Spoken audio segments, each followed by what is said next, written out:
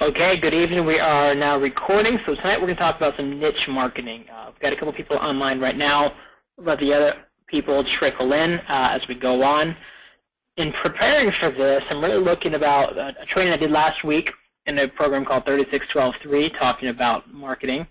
Niche marketing is brought up a little bit, but I really wanted to go a little bit deeper, so I did a lot of this research outside of Keller Williams University or curriculum and just said, what is niche marketing and how can we best use it?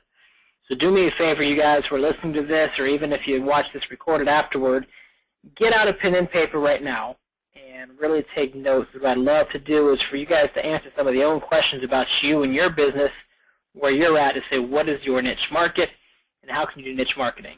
So I'm not sure who requested this back in the day. I believe it's back in October or November. Someone asked for niche marketing, and here we are. So hopefully that person will see it's on here. We're going to get started. Some ground rules for you guys, just in case it's your first rodeo on here. We're going to start right at 5 o'clock. We're going to end no later than 6 o'clock. A couple times we've gone a little bit over. I apologize for that, but we're going to shoot for that 60 minutes. Engage with everybody.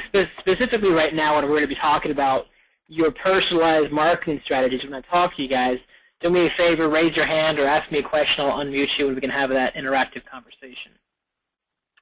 If I do have you unmuted and you've got some feedback or loud noises from a speakerphone, go ahead and mute yourself back up if I don't know who you are, and we can keep it clean on this side of the broadcast.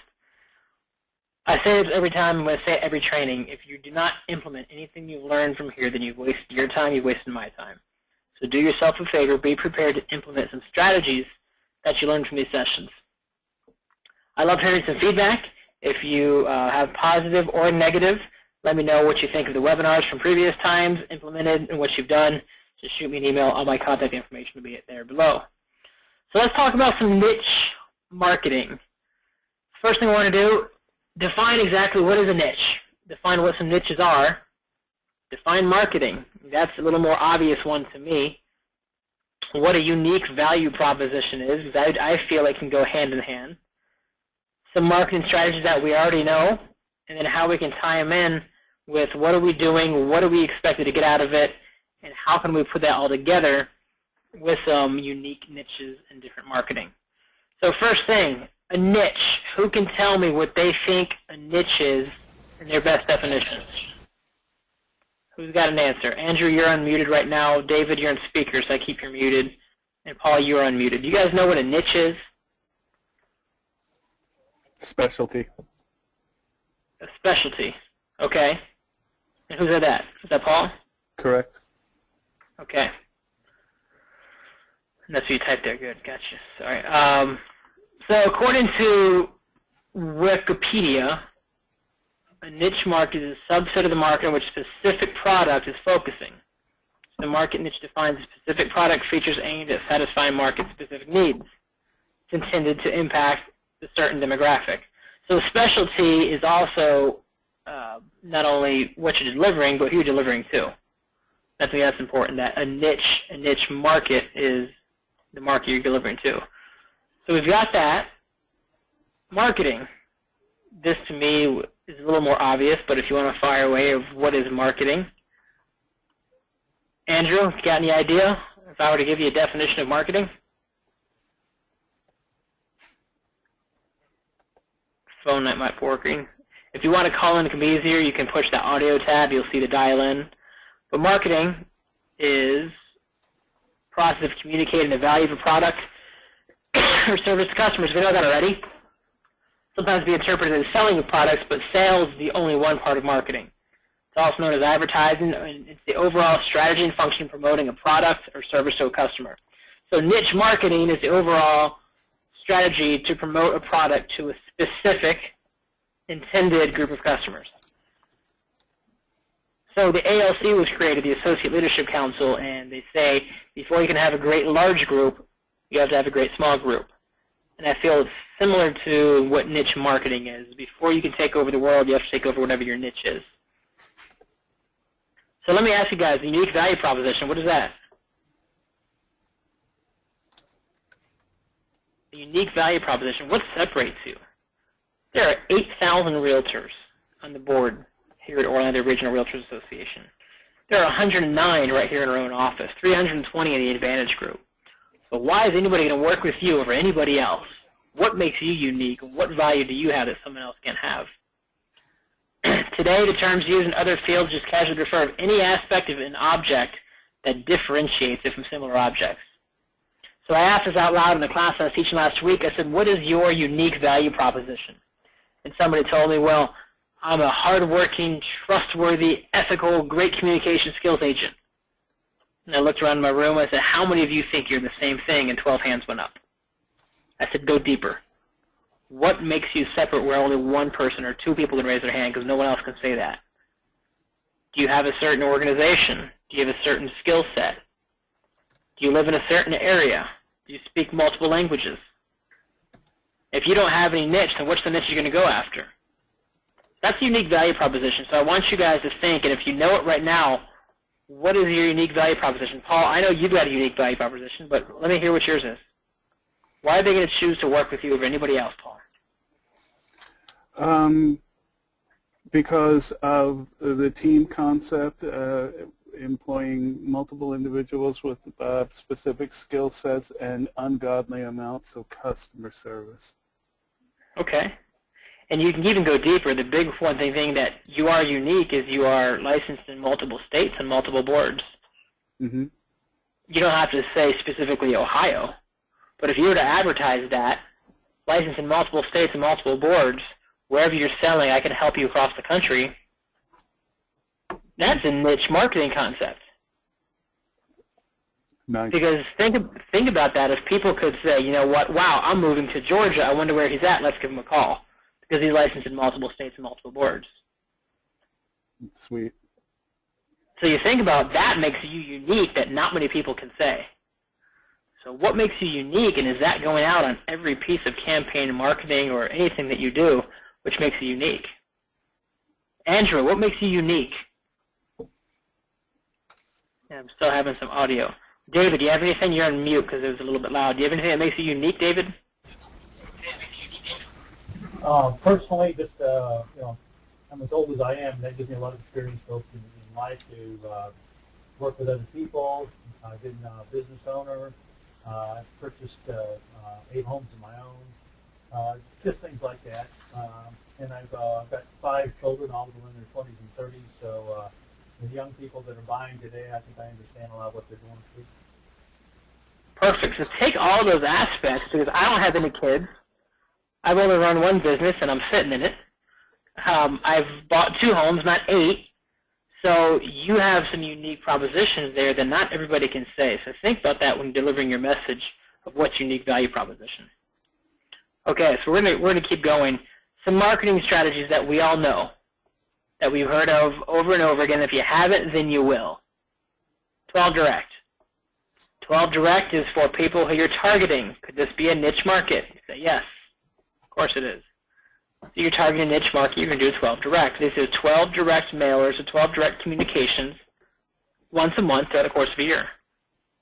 An 8x8. This is targeted people, your buyers, your sellers, your new agents, your prospects, whoever it is. Paul, so when you're calling people and you're looking to give them an opportunity to work with Keller Williams, are they getting an 8x8 or are they getting 1 or 2 phone calls and that's it? Well, they're certainly What kind of 8x8? Yeah, they're certainly not getting an 8x8 via eEdge. I'm not able to do that, but right. Yeah. So that's something where you can create a custom campaign in the Edge that you can just change the content. And even if you want to steal the one that I have, you can use it. So what's this niche? 33 touch, same concept. Okay? These are the marketing strategies that we already know. The 8x8 and 33 touch are for people who we already have in our sphere of influence. The 12 direct is for a target group. Networking, another marketing strategy. I have a lot of people who like to go out and network, like to go out and mingle. I just spent 6 hours at a career fair today. I had a goal to get 20 good qualified candidates for real estate or a position with my office. I got 27. I could have gone out there and just shook some hands, kissed some babies, had a great time. My marketing strategy was networking. Now, what would a niche, let's take that UCF job fair today. How can I turn that into a niche? What's something that's unique about me running a real estate firm? Your age. My age, my technological advances. I'm a UCF alumni. So if I could go, I could connect at a much higher level than some of my competitors may with these UCF graduates. I can speak their language technological-wise. They'll find me on the social medias. I'm young. We can talk about, what the career path has been. So for me, I'm writing this material and sitting in this career fair today. I'm saying, gosh, I've got such an opportunity. I've got the second largest university just down the road with me, and I only do things once or twice a year at a career fair. I need to make that a niche. I need to make that I am the go-to person for anyone coming out of UCF who wants to sell real estate. And that's a huge opportunity. So we got to think of what separates us. You got to print. Am I going to be in advertisement? If I can be in a newspaper? So one of my agents, he's from Turkey, speaks Turkey fluently, moved over here about 4 years ago. He has a whole article spread in a Turkish newspaper for American investments. That's his niche. Over in Turkey, he's the guy you call if you want an American investment. So what kind of print can you do? Signs, your listings, billboards, bus stops. One of the coolest things about what we've set up here at Keller Williams is it's agent-centric. You can be who you want, and the design can be what you want, and you can do everything in that aspect. So on the front office, you see the agent-centric model with Mary Tennant up there, our president. And you see a lady smiling, and behind her is a billboard, and it's blue, and it's got a horse. Now, how many of you would put up a horse on one of your billboards? Heck no. You're not going to do it unless it's perfect for you. But her niche must have been equestrian. When I was an agent, I'm thinking of my domain, and things like East Orlando was available. And I actually said, no, I don't want that because I'm going to limit myself, and people will think I only work in East Orlando. Well, honestly, now that I'm thinking about it, would that be such a problem if I was the East Orlando niche? If I had a client who was looking to move in East Orlando, would they likely call me because I specialize only in East Orlando? And is there enough business in East Orlando to go around? Absolutely. So as you're doing this, what's the message you're communicating? What's your niche? What's the unique value proposition? Who are you going after? A lot of people, as they come in, if you're watching this or sitting on the call right now, you had a previous career in something. For me, it was social work. A lot of people, it's teachers, hospitality, banking, finance. So is that a niche? Andrew, you came from SunTrust, correct? Still no audio. Andrew came from SunTrust. So he's got a niche where he can speak that language more than anybody else can. That's his unique value proposition. He understands the banking world. How can you ensure that you have a niche market? You've got to be real with yourself. You've got to take a look at your marketing materials and say, if I put someone else's name and face on this marketing right now, could they use it? Well, Paul, if it just says that you're a hardworking, driven, honest person, which you are, you can put my name up there and that would work. So what can you do that creates your niche? If you don't have one, you can create one. Your niche could be medical specialists. You want to help doctors and nurses and no one else out there. Maybe you give a percentage of all of your closings to a charity that supports that. So I've got an agent who's a former police officer, and she gives 15% to a charity of their choice, and she lists off like 6 charities. That's a niche. They're going to go to her because that's exactly what she's focusing on, is law enforcement.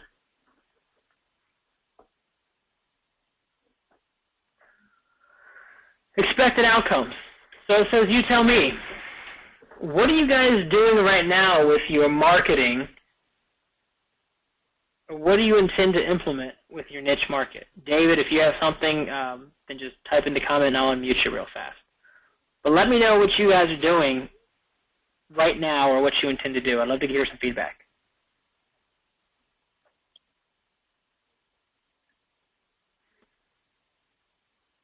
So I'm not getting anything here, and so that's gonna shorten this webinar a little bit. But I'll tell you what I'm doing, and maybe you can make this relate, because all I'm doing running this office is I'm a mega agent, and I'm looking to build my team and build my team.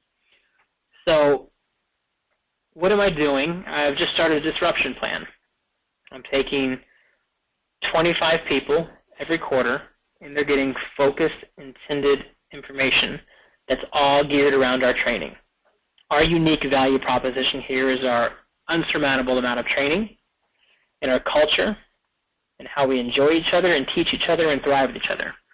That's something that not every real estate office, very few, can actually put around a marketing campaign. So I'm inviting them to things like Bold. I'm inviting them to be a part of our corporate 5K. And they're getting specific intended pieces of mail once a week for 10 weeks. They're going to get it at their house. That's what I'm going to be implementing. I'm also going to be implementing that UCF. I met the president of the UCF Club of Real Estate today. We're going to have lunch in a couple of weeks and talk about what I can do for his career and what the connections I can do, where maybe once a month I go teach one of these classes to the UCF students. What kind of impact would that have? Could that grow the business? That's a niche. Because not everyone can say that I am 4 miles away from the second largest university in the country. So if you're out there right now, you can use that same niche, that you are also 4 miles away from the second university in the country. I'm just looking at the job fair today. I'm seeing all these people out there. I'm saying, gosh, all these kids are going to be graduating and moving and getting jobs. I wonder if they need a realtor. So for $300 or $400, could a realtor go out there and say, you know what, I'm not hiring, however, I want to make sure that you can move and have someone you can trust. What kind of lead generation could that have been? I've got some agents who came out of college. They're 23, 24, 25, or at least look it. Are they going once a week and being the go-to resource for every agent? And I don't care what your age is, because if you focus on your niche market, you can gear your marketing around that. Once they call you, you're already there in the door. That's your job to convert. So that's the job of marketing, get them to call you.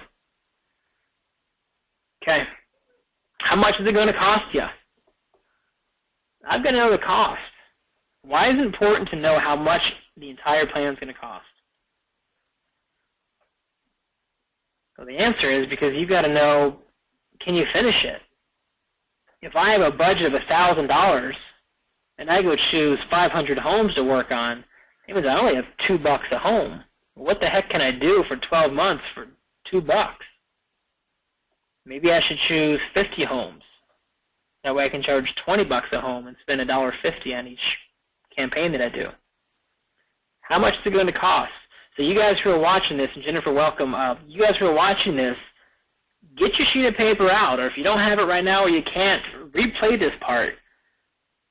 What the heck are you doing for your marketing? Who's it going to? And if you put someone else's name and face on that same marketing campaign, could it still work, or would they be a liar? Are you unique? Do you know who you're going to? How much is it going to cost you? What are you doing? Get your entire 12 months planned out. How long are you going to do it for? So I told you my disruption plan was for 10 weeks, and you might say, well, what goes after 10 weeks? Well, after that, they get 33 touch. They get phone calls once a month with direct mails. I'm going heavy, heavy, heavy for 2.5 months, and then lighten up. They're going to know who I am. So how long are you going to do it for? Who are you marketing? How many people? What's it going to cost you? How long are you going to touch them?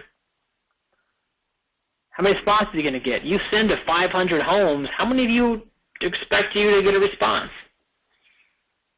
You know, we talk about some lead generation tactics, and marketing is a type of lead generation combined with prospecting. But if you're to talk to 50 people and you only get one response to complete strangers, some people will think that's not good. But in reality, we know, compared to statistics, 2% is perfect. So if you're going to be farming a niche of an equestrian club, like the lady who's got the blue billboard, or if you're farming your niche of golf because you happen to have a PGA card and you have a 0 handicap, and therefore you can advertise that and have a niche to golfers, how many responses are you going to get? If you don't know that answer, let's do some research. Let's sit down with me or your team leader or a trusted realtor professional and say, this is what I'm thinking. This is what's going to cost me. If I market to 500 homes, how many can I get? And there's variables to that. The variables might be what's the turnover rate. Variables might be who's your competition. Because you might have someone else who has a 0 handicap or already owns that market because they've lived there forever. Whatever you're doing, you need to know these answers before you do it. Otherwise, you're very, very reckless. How many customers need to get out of those responses? What's that conversion rate going to be like? Because you can get a much higher response if you say, call me for an opportunity to win a free iPad. Do you think your responses will go through the roof? Heck yeah. But then of those people who want a free iPad, how many of them are going to be customers? Probably not so much. And the adverse is true. You don't do anything. It says, call me if you have a real estate need today. You're not going to get as many. However, hopefully you can convert 95% of those customers. Ultimately, you're going to find out is what is your cost per customer. If you just spend $1,000 and you can get 2 clients out of that, marketing to 50 homes for a year, is that a good investment? Well, average price point of $4,000, $5,000 in this market. To make $8,000 to $10,000 in a $1,000 investment plus maybe 15 hours of time, you guys would make that trade? Heck yes, every day. Okay, good stuff. Jennifer, if at any point a lot of this material, this was supposed to be very interactive. You guys are shy. I can appreciate that. If at any point you have a comment, question, or concern, please interrupt me. Type it in the question spot there. Raise your hand, and I will unmute you. So question, any ideas on niche marketing on the cheap, like dirt cheap? So in real estate, you always have more time or more money. So niche marketing on the cheap. It's a little more prospecting. I think if you hit people in the masses, here's the cheap aspect. One of my agents here, he sponsors his children's school, and it costs him $200 a year. Now, with that, he also gets to be put on the newsletters once a month, also called a 12 Direct. What's nice about it is he's not printing it, he's not typing it, he's not distributing it, he's just paying for his ad to be in there. If you had a niche that your children go to the school and they play in the school, I can't say that. You can. So if you sponsor that school and you're a sponsor and advocate and you show up to every one of their events, and you sponsor it, and you sponsor a portion of the yearbook, and you're always out there, that to me you can spend $200 to $500, and they're going to do all the work for you. It's leveraged. And maybe if teachers want something, you can also go in once a month and buy the teacher some donuts and put it in the cafeteria. And say, hey, just thinking of you. Thanks for all you do. Other dirt cheap, and Paul brought it up, social media. Are you guys techie? What I'm doing right now is niche marketing. I do webinars. They're available. I'm building up my Google and my YouTube account. So what if you did it for out-of-state investors? And you hosted these webinars. You talked to them about the deals, and you talked to them about investors and the return on investments, and they had to see pictures of homes. And you can educate people. And you're promoting to a certain clientele in a certain area, maybe Canada or Brazil, or if you speak a different language. You say real estate earn 10 to 12% return on your investments today through webinar. Learn how. You do that, it builds, it builds, it builds. I think there's a lot of things, and if you want a specific strategy, that's when you can say before what, who, and how.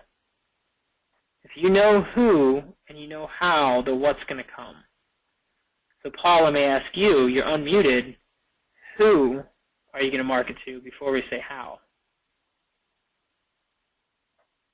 And if you don't know that answer, then you're reckless. I want you to figure out that answer first. Who's your niche? Why are you unique? Because it's one thing to go out there and just talk to strangers, and you know what? That's a great 2% conversion rate. It's another thing to do what Jenny Weimert's done. Jenny Weimert closed 189 deals in her team last year. She has built her business in marketing around 800 homes in 2 different neighborhoods. That is it. In those neighborhoods, she owns 80% of market share. If 10 homes were sold, her name was on 8 of them. So she built that business doing $30 million in volume on 800 homes. Now, the 186 homes that were sold, or 89, whatever it is, they were not all out of those 2 homes, because what happens? You focus in that area, those 800 people talk to other people. Because she focuses on that and does Easter egg hunts and parties and networking events and newsletters and is the first one to show every time a home is listed, what are they doing when they talk to the coworker who needs a realtor? Oh my gosh, lady in my neighborhood, she's awesome. Call her up. Things will build. Lori Ballin, if you guys know her name. If you don't, her niche is internet lead generation. I know you know her, Paul. So right now, Lori and her husband are traveling the country teaching these lead generation seminars, being asked to be on panels of family reunion. And 3 years ago, she was broke, living out of her car. And 5 years ago, she owned a catering company. How the heck did she go from that to this? Because she focused on one thing, and her niche is internet lead generation. That's her niche. That's what she does. She did not do it with 15 other things. She did it, and she did it well, and she did it often. Okay. Moving on. Put it all together. I've kind of gone off track here because I wrote this. So I knew I was going to say, what niches do you already have? We talked about it. Jennifer, I'm going to unmute you right here. Oh, that's loud. I'm going to mute you back on. Okay, never mind. So if you have a comment, just type it in.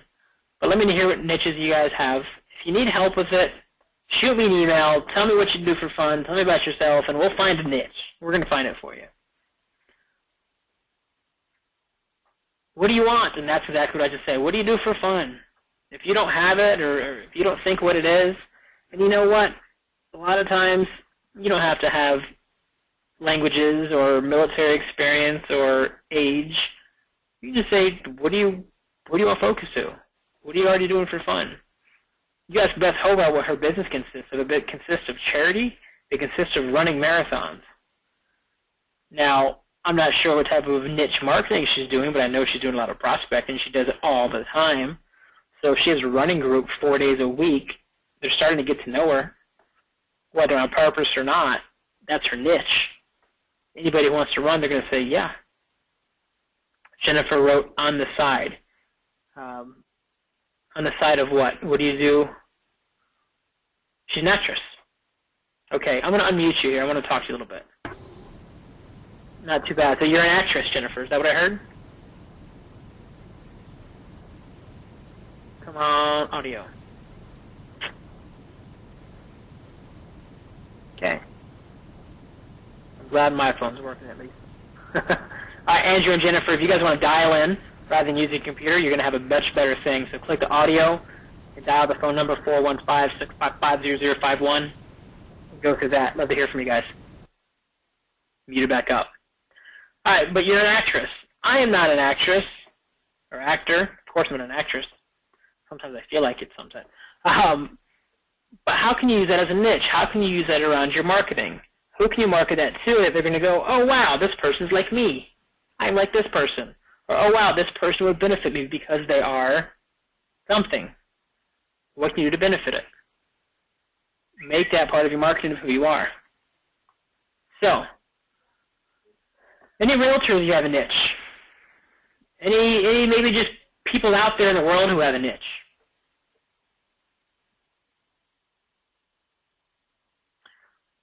There's a concept. When I was an agent, about 2 months prior to me getting team leader, I changed my real estate group to be called the Blue Ocean Real Estate Group.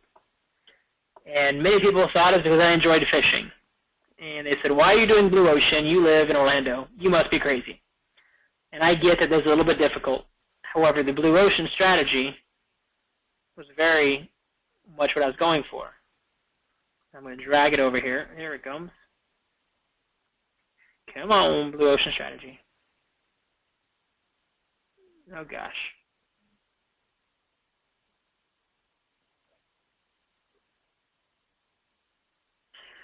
Blue Ocean Strategy is a book that came out, and you can read it. It's a bestseller. And it's not wanting to cooperate here with us. What it talks about is creating an uncontested marketplace. They give some examples of Cirque du Soleil. Who is Cirque du Soleil's competitor? They really don't have one. It's the theater combined with the circus. People who go to Cirque du Soleil can't choose to go to Cirque du Soleil or Ringling Brothers, two completely different shows. And they can't choose to go to the local theater or Cirque du Soleil, two completely different shows. Right now, there is no competitor with Cirque du Soleil. They have a niche market for people who wanted the best of both worlds. The entertainment with the comfort, with the, and why do they get to do that now? Now they can charge $100-some odd a piece, versus Ringling Brothers has to charge $25. They're competing with carnivals. And I apologize, this is not wanting to jump in there. That's annoying. Let me just take it away. Oh, there it goes. You see it? So, 4 actions for creating blue oceans. You eliminate your competition. You reduce. I didn't read the book in a while. Raise and create. But they say curves is a blue ocean. Let's see some other ones. Winning, value, innovation, differentiating with cost. And the way that comes out is because a red ocean is full of sharks, you're full of competitors, and a blue ocean is by itself. A very common blue ocean for me is Apple products. Here's a Cirque du Soleil. Cirque is in theater to create the blue ocean. Blue ocean's tranquil. Apple products. They're the first one to come out, the iPad. When they had the iPad, they were in a blue ocean. What happened eventually? Samsung, Windows, BlackBerry, they all said, ooh, I want to be in that market. And they went out and they created a tablet. Now what used to be blue ocean is a red ocean. So what's the next best thing that's going to come along? The iPad mini. Now what's happening? Everyone's doing all shapes and sizes. Apple tends to be right now the industry setter for creating the blue ocean, the uncontested market space. So what is your blue ocean? Shifting focus from customers to non-customers, creating a new demand. Creating a new demand, so let's think about this in real estate terms. And I haven't thought this through yet. But what is the new demand out there? To me, I think it's grossly underutilized, truly going back, is those UCF students. I'm driving on Greek Row today, and I'm looking at these houses on the fraternity and sorority row, and I'm seeing 50 people who live in one house, who meet on a regular basis every Sunday, who when they move out will be moving to a home because they already are used to living with people, who in that traditionally demographic will have a higher than normal income or exposable income because they're paying for the cost of fraternity or sorority. And if you were there every week or once a month at their program, sponsoring them with something, saying, when you guys are ready to move out, you call me, then who would they go to when they need a realtor? Probably the one who's been in their house every day for the last 12 months. Non-customers or these kids are just going out there and renting because they don't know any better, or calling whoever's in the yard sign. Or if you knew who was it going to be, you're going to be there. So create those non-customers. Create that blue ocean. Create that niche for yourself. So here's some examples. Lessons from more than 150 breakthrough strategic moves spanning for more than 100 years. This is going to talk about it. I'd highly recommend pick this book up, find it on Amazon, do something else out there. So it's Blue Ocean Strategy. And it's just a neat way to think about what are you doing in your marketplace. So let's get rid of this guy. I'm going to bring over a different article I saw. Entrepreneurs. Niche marketing, targeting the best prospects. Entrepreneurs think that selling to the widest possible market is the likeliest path to success. It's kind of like me. I don't want to be East Orlando. I want to be everything. So everyone will call me for anything they need. They're afraid to pursue a market niche because they feel they'll lose business by turning away customers. But this take-all customers approach is not very effective. It's hard to stand out when you market your business without a distinctive set of prospects in mind. Occupying a niche means you won't be competing with a lot of similar businesses solely on price because you're the niche, you're the go-to person. Because you'll be selling products and services that are customized in the specific need of a select group, you can often charge more. Cirque du Soleil, $90 a ticket. Your products and services serve a market that can easily find alternatives. So, and all I did was Google niche marketing. This is like the 7th article down. I browsed them, and this is one that I thought was there. So take a look at this. If you want to freeze it, go ahead and freeze frame this as you're watching it over again and put that in there. So David, you had a comment. When I was in mortgage business, I got lots of business from a Puerto Rican lady who focused on Puerto Rican people in her church, usually people who had very little knowledge of the real estate market or what to do. She became their expert and their friend. Yeah, exactly. So she focused on the people who are Puerto Rican. She's Puerto Rican. They have a comfort level. She speaks their first language. When people are buying or selling a house, and when they're going through foreclosure or short sale, they want to speak with someone who they're most comfortable with. And if you're going to be talking to someone whose first language is not English, then you got to help them feel comfortable. So if you're in the church, then where should you start? Because I think a lot of people who are extremely religious or with a certain church would likely work with somebody from their church. So that's a great example of that, David. And are you going to the same church now? Or do you have a specific quality? I don't speak Spanish. Do you? Who here does? So we'll think about that as well. There's a couple articles in Get Slightly Famous. Looks like another book. I've never read that one. But that focuses on that. Own your zip code. Own your neighborhood. Even better, own your friends and family.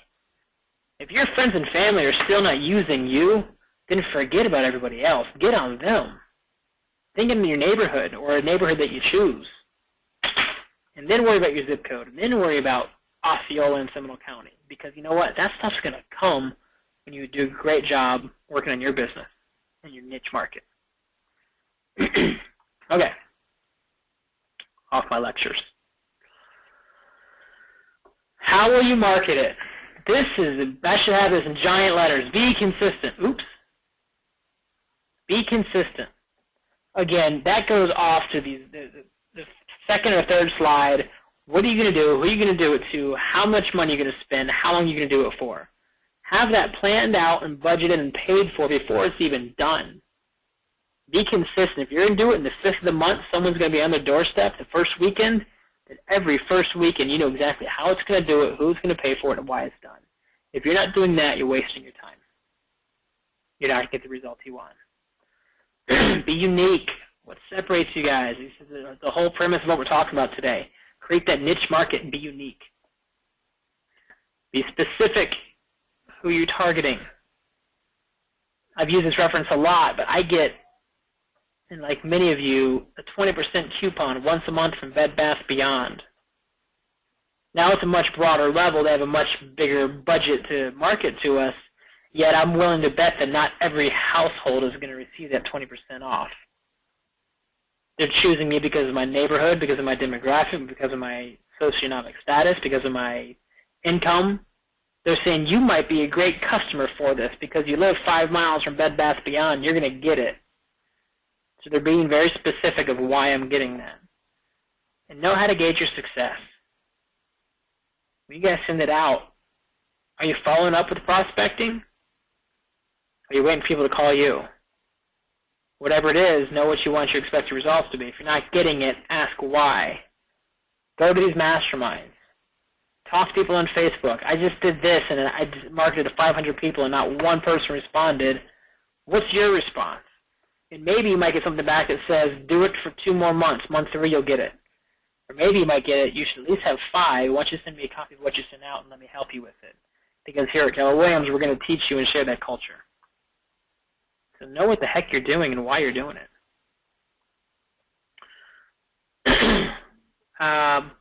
It was quick here. I'm not sure we could really go into it much more than that. Someone asked for niche marketing back then, and without getting specific business plans for each of you, I think it's really challenging you to say, this is what you need to think about when you are marketing your business. So thanks for being on here and taking the time to look at it if you're viewing it online. Coming up next week, Run Your Business Like a Business. We had a great guest speaker with our original owner, Bob Kalinsky, last week. His class was titled this as well, so I'm going to be taking some notes from that into really helping people with starting their S Corp or C Corp, or their PA or LLC, creating the different business accounts. You are a business owner. You're doing that. I'm getting off my hook. So that's next week, the 12th. The 19th will be in Family Reunion, Dallas, Texas. So take a break from that. If you're going, then make sure you join me to help me with the ahas. If you're not going, then make sure you're on here so we can talk to people who did get it and what they learned, so we can bring back some nuggets from family reunion. A 411 and 135. This is a busy business plan and time management to make sure you stay on track with your goals. So if you're going to create this niche marketing process or a growth plan, then you're going to also put this in your 135 and 411. Yes, typo right here, canceled. Sorry. That's one L. Paul's calling me out. I'm not known for my grammatical, I suppose, so I'm going to fix that right after this thing. Well, FSBO's expired, and then we're starting back to our very first content that we did back in October with the 4 models of the MREA book. If you don't know what the MREA book is, it's the Millionaire Real Estate Agent book. You need a copy of it. You need to read it once a year, every year in your real estate. Okay, that's what's coming up. What I'm going to answer for you guys, this content likely was not mind-blowing, yet made you think, hopefully, made you truly take some ownership of what you're doing. You're all in real estate, and are you wasting your time, or are you doing it with purpose? What's one thing you took away from the session? Let me hear it, guys. Type it in of something that made you think or that helped you get a different perspective, or maybe that did blow your mind. And what's something that you got? How did I do? Give it to me. The blue ocean concept, to create the niche. Yeah, it's neat. I mean, I love the concept. My brother was a marketing major at UCF. He told me about it, and I took so much as naming my company after it. So before I was a team of it, I was Blue Ocean Realty with Rick Bosley. Okay. What are you guys going to implement when you work with the next buyer, work with the next seller? David says, got me thinking about focusing, just starting. Seemed like there was a huge area to learn, but focusing will narrow that. Know what you want and who you want to go to. Before, I should have said who before what. Know who your target audience is. That lead generation model, your core advocates are the first ones you're going after, and then people you already know, and then your target. Before you take full advantage of those people in that inner circle with your core advocates and the have-mets, we call them, you need to worry about a target market because you're not capitalizing on who you already have in your back pocket.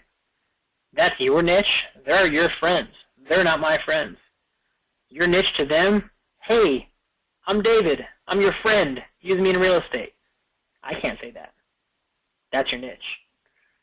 Would farming be considered niche marketing? Absolutely. But the question, Jennifer, if you're going to farm, if you were to put on there, here's the market analysis, and you need to use me because I'm a trustworthy agent, can you put my name and my face on that and send the same marketing piece out? Absolutely. So that is not niche. The niche is what makes it, well, it is because it's specific. The niche marketing is to a specific demographic with a specific proposition. So if you're going to farm, what I want to challenge you to do is ask yourself those questions that are back there. I know you jumped on late, so I'm not sure what slide you jumped in on. But ask yourself those questions. Who, how often, what's it going to cost, what's my expected results, who's my competition. There's a farming class. I didn't record it, and I'm kicking myself for it because it was brilliant with Gene Scott from the Oviedo office. However, it's going to be upcoming soon, I believe, on the calendar. So make sure you're in the farming because you have to know who to go to. Okay. If you want to know more about these, you can find me on my YouTube page, YouTube Bosley Rick. All of these recordings are on there, so you can take a look at all of the webinars going back about 6 months, probably about 10 to 15 of them on there right now. So I'm really proud of the archives we're getting. And also, if you want to find me, if you haven't friended me on Facebook yet, please do so. The office, I'm out of Keller Williams of Waterford Lakes, so kwwaterford.com. Portia Springer is my Director of Marketing Technology. She handles everything on that website. So if anything there you'd like to be added, make sure you like us on Facebook and all that good stuff. And I'm here. My passion is for coaching and teaching, and also I'm looking to grow people's business. Who's not on here who should have been? Who's hit their ceiling in their own business, and this could have been beneficial for them? And if you have somebody who said, gosh, they would really benefit from this sort of concepts or training or curriculum or systems, please text me right now with their name and number, and I'll give them a call and give you a call tomorrow and that follow-up. So even if you're watching this and it's in August or whatever because you saw it on YouTube, do the same thing. My number's not going to change for a while. So give me a call. Appreciate you guys being on the call here. Paul, I didn't know you had such a high C in your disc profile. He's proofreading all my stuff, so I'll fix that third bullet too. All right, guys, appreciate it. We're out of here a little bit early, right about 45 minutes. Good stuff. We'll see you next week for how to run your business like a business. All right, guys, take care. Thanks.